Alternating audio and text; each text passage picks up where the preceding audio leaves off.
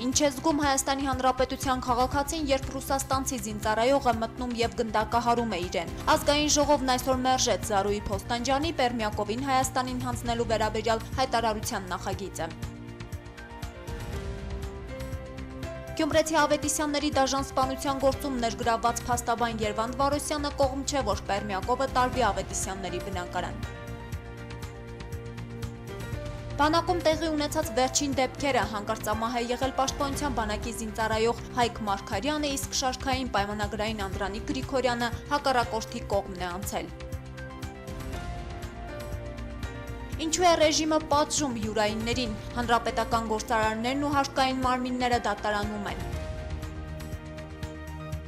Մեր երկրի ներկայացուցչի հետ հաշվի չեն նստում, նրա խոսքն ու կարծիքն ամենևին արժեքավոր չեն համարում գործընկեր համարվող պետությունների ղեկավարները, գտնում է Բորիս Նավասարդյանը, Եվրասիական եռյակի հանդիպմանը Սերժ Սարգսյանը հրավիրված չէր։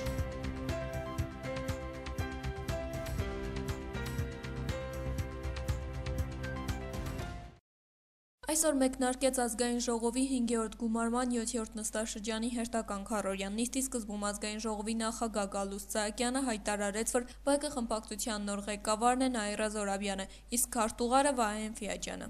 Ես Բարգավաճ Հայաստան խորհրդարանական խմբակցությունը հայտարարում եմ ընդդիմադիր։ Ազգային ժողովի նիստի օրակարգում ի թիվս այդ նախագծերի ներկայացված էր նաև Ազգային ժողովի Ժառանգություն խմբակցության падգամավոր Զարուհի Փոստանջյանի կողմից ներկայացված Գյումրիում Ավետիսյանների ընտանիքի անդամների սպանության մեջ մեղադրվող Վալերի Պերմյակովի փոխանցման վերաբերյալ հայտարարության նախագիծը, համաձայն որի պետք է դատապարտվի Պերմյակովի ապօրինի գտնվելը 102-րդ ռազմաբազայում եւ պահանջ ներկայացվի Ռուսաստանի Դաշնության իշխանություններին Պերմյակովին փոխանցել Հայաստանի Հանրապետության իրավապահ մարմինների իրավազորությանը։ Մինչ նախագիծը քվեարկության դնելը Զարուհի Փոստանջյանը որպես նախագծի հիմնավորում ելույթ ունեցավ, որի ընթացքում ընթերցեց Գրիգոր Զորաբի պատմվածքից մի հատված։ Ձերբակալման գիշերը Զոհրաբը սերքս տիրանի մեջ մինչև կես գիշեր թուղթ խաղցած էր Թալատ Փաշայի հետ եւ Խալիլ Պեի հետ։ Հետո ոտքի կլե մեկնելու համար Թալաթը ինքն էլ ոտքի կելե եւ մոտենալով Զոհրաբի անոր երեսը կհամբյուրե։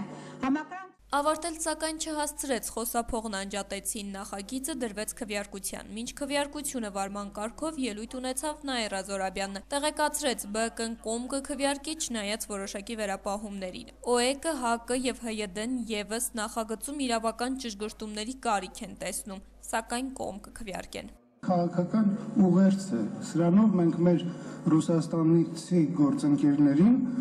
ուղերձ են խաղում, որ սա շատ մեծ հնչեղություն ունի Հայաստանի Հանրապետությունում եւ Ազգային ժողովը չի կարող անմասն մնալ այդ քննարկումներին։ Ձեր մեծամասնության ընտրած նախագահ Սերժ Սարգսյանը վերջերս խոսում էր զենքի մատակարարման անընդունելիության մասին, թե ինչ է զգում մեր զինվորը, երբ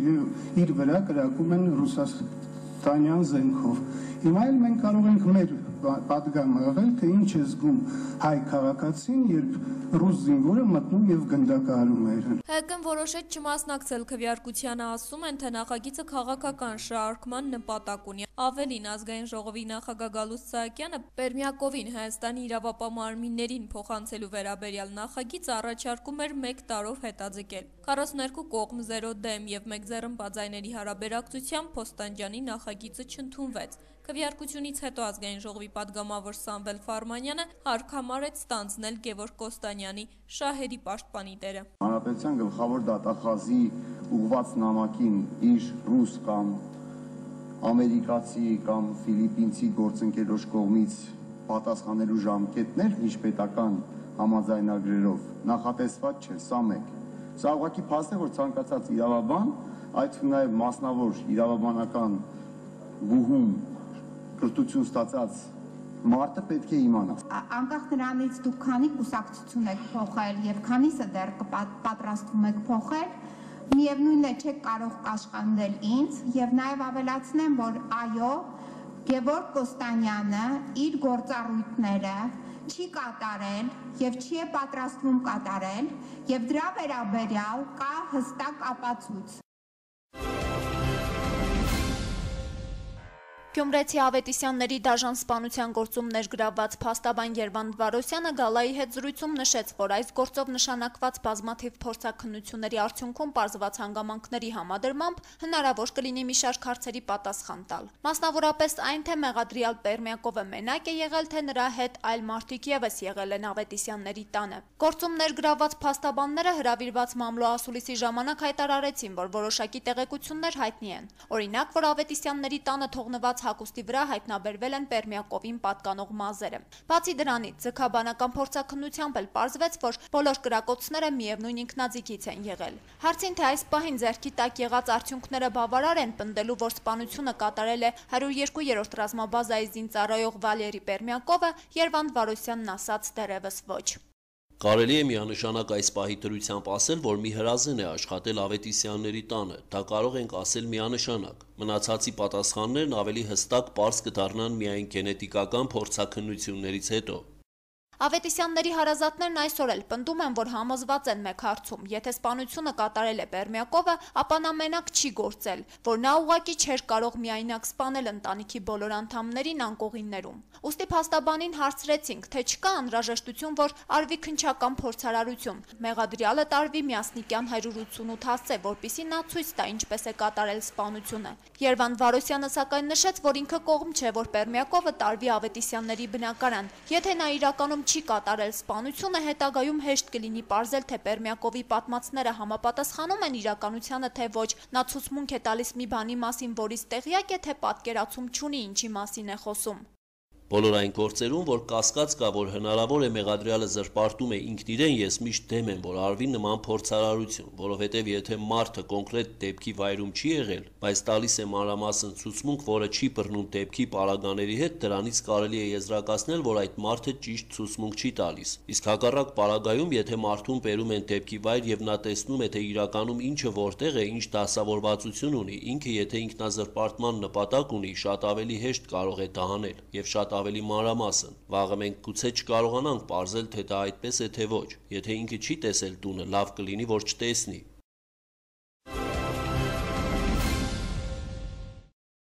Հանրապետականներ Աշոտ Աղաբաբյանն ու Հակոբ Հակոբյանը դատական գործընթաց են սկսել ընդդեմ հարկային մարմնի։ Ֆինանսների նախարար Գագիկ Խաչատրյանի ղեկավարած կառույցը ստուգումներ է իրականացրել Աղաբաբյանին պատկանող հրազդան տոնավաճառում եւ արդյունքում տուգանք սահմանել 60 միլիոն դրամի չափով։ Գալայի հետ զրույցում պատգամավորը հայտնել էր, որ դժգոհ է եւ դատի է տվել հարկային մարմնին։ Խախտումները, որ հայտնաբերել է հարկային մարմինը, Աղաբաբյանը հիմնավորված չի համարում, հայտարարում է չկան փաստեր եւ փաստաթղթեր, ուղղակի փորձ են արել գործ սարքել։ Մի խոսքով չհիմնավորված բաների առաջ են դնում, չկան փաստեր, չեն համապատասխանում իրականությանը եւ հենց դրա համար էլ դատի ենք տվել։ Սահմանել են տուգանք 50 միլիոն դրամից ավելի, որը տուիժ տուգանքով կազմում է 60-ից 62 միլիոն դրամ։ Կարևորը դա չէ, կարևորն այն է, որ մենք այսօր հազիվ կարողանում ենք փակել այն վարկը, որը վերցրել ենք ստադիոնը վերականգնելու համար։ Այսօր դարձրեցին մեծ խնդրեմ, այսօր մենք հարկայինի փողը չենք տալիս, որ բանկի փողը տանք։ Այս իրավիճակի մեջ ենք հայտնվել։ Հարկային մարմինները ստուգումներ իրականացրել եւ տուգանել են նաեւ հանրապետական Հակոբ Հակոբյանին պատկանող Երևան գարեջուր փակbaşնետիրական ընկերության գործարանում, որն արտադրում է Կիլիկիա գարեջուրը, եւ տուգանել շուրջ 1.5 միլիոն դոլար։ Հակոբյանը նշեց, որ ինքը եւս դատի է տվել հարկային մարմնին եւ հիմա գործը գտնվում է դատարանում։ Իմ կոնկրետ բիզնեսի վրա երևի բոլորդ գիտեք, ես չեմ հրաժարվում, ճիշտ է, ես չեմ զբաղվում, բայց ունեմ սեփականություն, դա Կիլիկիա գարեջուրն է։ Այսօր մենք դատարանում ենք հարկային մարմինների հետ միասին։ Դատարանը վերջնական որոշում կկայացնի եւ կերևա վերջին հաշվով վերջի որոշումը դա դատարանինն է։ Ինչ նպատակ է հետապնդում այս օպերացիան հայտնի չէ։ Մի բան պարզ է, որ մարդիկ, ովքեր միշտ պայքարել են եւ իրենց ներդրումն են ունեցել, որ Սերժ Սարգսյանը վերարտադրվի, հաստատ չէին մտածում, որ մի օր էլ հարկային իրենց դուռը կհասնի։ Օրենսդիրներից շատերը, որոնք մինչ այդ հայտարարում էին, թե իրենք բիզնեսով չեն զբաղվում, այսօր անհանգստացած են այն հանգամանքից, որ կարող է եւ հերթն իրենց էլ հասնի։ Հանրապետական Մանվել Բադեյանը, ով Եվրոստան ու յուտ ընկերության սեփականատերն է, առայժմ կարծում է, որ հարկային մարմինները իր ղեկավարած ընկերությունում անելիք չեն ունենա։ Կարծում եմ, որ նորմալ է։ Տեղյակ չեմ, բայց կարծում եմ, որ նորմալ է։ Եթե խախտումներ լինեն, անկախ նրանից դրանք հանրապետական են թե ոչ, հարկային մարմնի պարտականությունն է տուգանել։ Եթե խախտումներ կան, եթե խախտումներ չկան, օպոզիցիան էլ իրավունք չունի տուգանի։ Ինչու է որոշել ռեժիմը պատժել յուրայիններին։ Այս մասին խոսել հրաժարվում են բոլորովին վերջերս ընդդիմադիր դարձած Բարգավաճ Հայաստան կուսակցությունում, ուր եւս մեծ թիվ են կազմում գործարարությամբ զբաղվողները։ Ըստ նրանց, ուրիշների ներքին խոհանոց մտնել կամ միջամտել չի կարելի։ Տեղեկատվություն չունեմ, բայց եթե իրենք իրենց ծրագրային աշխատանքը կատարում են, դա մասնավոր հարցեր է։ Մասնավոր ֆիրմաների գործունեությանը մենք ինչ ուզում եք խառնվենք։ Չեմ կարող մեկնաբանել ինչով է պայմանավորված, նամանավանդ որ այսպես մոդիկից ինֆորմացված չեմ, թե կոնկրետ ինչ է եղել։ Հանրապետականներին պատկանող ընկերություններում ստուգումներ իրականացնելու եւ խախտումներ հայտնաբերելու հարկային մարմինների գործելավոճը թե որքանով կապ ունի վերջերս ստեղծված կոռուպցիայի դեմ պայքարի խորհրդի գործունեության հետ առայժմ դժվար է ասել։ Մեծից զրուցած պատգամավորները կարծում են, որ հենց այդ համատեքստում են այս ստուգումները եւ խորհուրդ են տալիս կոռուպցիայի դեմ պայքարի խորհրդի կազմում ընդգրկվածներին նախ պայքարել մեկը մյուսի դեմ, հետո նոր շրջանակը ընդլայնել։ Արցախի պաշտպանության բանակի մամլոյցարայության հաղորդագրության համաձայն մարտի 22-ին պաշտպանության բանակի հյուսիսարևելյան ուղղությամբ տեղակայված զորամասերից մեկում հանկարծամահ է եղել պաշտպանության բանակի զինծառայող Հայկ Տարոնի Մարգարյանը ծնված 1992 թվականին։ Զինծառայողի մահվան պատճառը պարզելու համար կատարվում է քննություն։ Քննչական կոմիտեի մամլո հաղորդագրության համաձայն զինվորական քննչական գլխավոր վարչությունում քննություն է իրականացվում պարզելու ժամկետային զինծառայող սերժանտ Հայկ Մարգարյանի մահվան հանգամանքներն ու պատճառները։ Դեպքի առթիվ նախապատրաստվում են նյութեր, նշանակվել է դատաբժշկական փորձաքննություն։ Պաշտպանության բանակի մամլո ծառայությունից տեղեկացնում են նաև, որ պաշտպանության բանակի արևելյան ուղղությամբ տեղակայված զորամասերից մեկի մարտական դիրքից զենք զինամթերքը թողնելով մարտական հենակետում հակառակորդի կողմն է անցել պաշտպանության բանակի զինծառայող 1991 թվականին ծնված շարքային պայմանագրային Անդրանիկ Արարաթի Գրիգորյանը։ Քննչական կոմիտեի հայտարարության համաձայն դեպքի առթիվ հարուցվել է քրեական գործ քրեական օրենսգրքի 362-րդ հոդվածի երկրորդ մասով, այն է դասալքություն մարտական հերթապահություն կատարող զինծառայողի կողմից։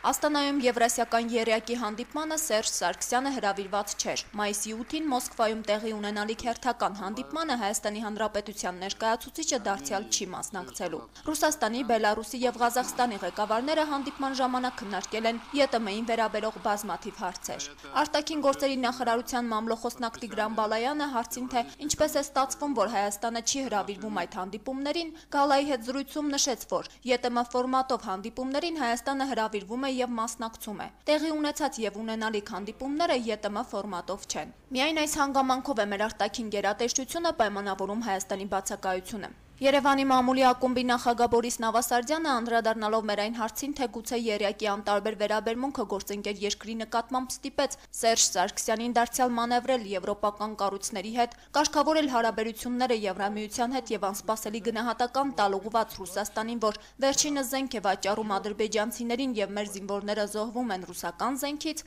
ընդգծեց.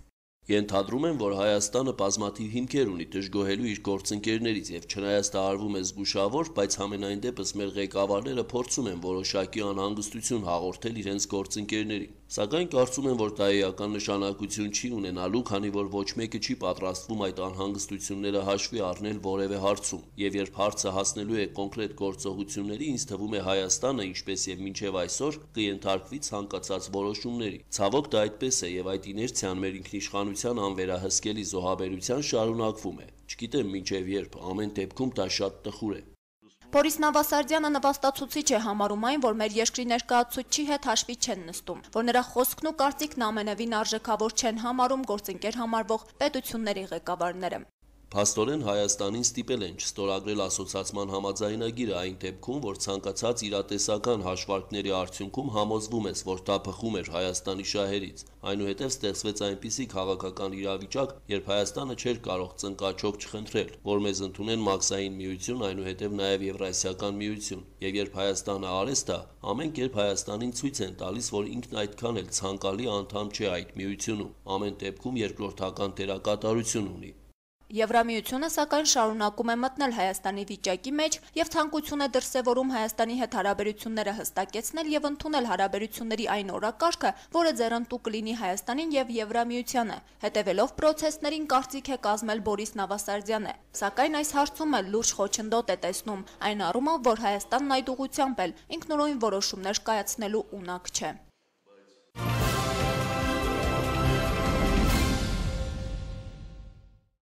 Կրեմլի պատերազմը ռուսաստանյան ընդդիմության դեմ այնքան դաժան է դարձել, որ խախտում է անգամ սեփական խաղի կանոնները։ Ռուսաստանցի այլախոհները, ովքեր պայքարում են Վլադիմիր Պուտինի դեմ, ավելի վաղ վստահ էին երկու հարցում, որ հատուկ ծառայությունները չեն կրակի իրենց վրա եւ չեն հետապնդի իրենց ընտանիքներին, այլևս դա այդպես չէ, գրում է Newsweek հանդեսը։ Նախկին թոփ մենեջեր Վլադիմիր Աշուրկովը ռուսաստանյան ամենահայտնի այլախոհներից մեկն է եւ մարտ ում օգնությամբ Նավալնին բլոգերից դարձավ դաշնային մակարդակի քաղաքական գործիչ, ով ի վիճակի է մասնակցել Մոսկվայի քաղաքապետի ընտրություններին։ Աշուրկովը նշել է, որ դաշնության իշխանությունները բարդացնում են իր եւ կնոջ կյանքը անգամ Լոնդոնում։ Նրանք ուզում են պատժել ինձ Նավալնիին աջակցելու համար, այնպես որ մյուսների համար դա դաս լինի եւ այդ պատճառով հետապնդում են ոչ միայն ինձ։ Այժմ նրանք հետապնդում են նաեւ կնոջս։ Սա նոր երևույթ է։ Նախկինում իշխանությունները երբեք չէին հալածում իրենց թշնամիների ընտանիքների անդամներին։ Նրա խոսքերով Կրեմլը կատարելապես տիրապետում է քաղաքական գործեր կեղծելու արվեստին, եւ եթե իր կնոջ հանդեպ հետախուզում հայտարարվի Ինտերպոլի միջոցով, նախքան Մեծ Բրիտանիայում ապաստան ստանալը,